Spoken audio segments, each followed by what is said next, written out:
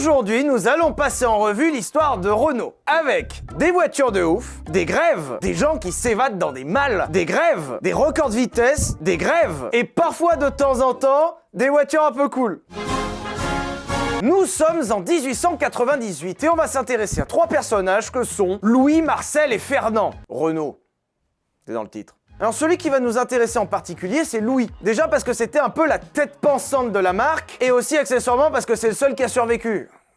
C'était il y a 130 ans. On est en 1898, et à cette époque-là, l'automobile, c'est un truc super nouveau. Alors c'est pas nouveau, genre c'est sorti la semaine dernière, mais ça a une petite dizaine d'années. Et encore, pour beaucoup de gens, la voiture c'est une rumeur. En fait, on oublie un truc, mais c'est qu'aujourd'hui on a tous une voiture. Genre on a tous un téléphone, un frigo et une voiture. Alors qu'avant 1900, avoir une voiture, si on a un dans la famille qui en a une, c'est incroyable. Et Louis Renault, les voitures, il trouve ça incroyable. Alors à ce moment-là, Louis Renault, c'est pas forcément un entrepreneur, c'est plutôt un mécanicien, un mec qui a envie de mettre les mains dedans. C'est pour ça que Louis Renault, il va mettre la main sur un tricycle de Dion-Bouton, une autre marque française ultra connue dont je vous parlerai peut-être un jour. C'était une marque très innovante et Louis Renault il décidera que ça fera une super base pour son quadricycle. Vous notez bien que je parle pas de voiture mais de quadricycle parce que c'est un tricycle avec une roue en plus. C'était à 130 ans et je rappelle accessoirement que la première voiture qui soit sortie, c'est la Benz Patent Motorwagen qui est sortie en 1885.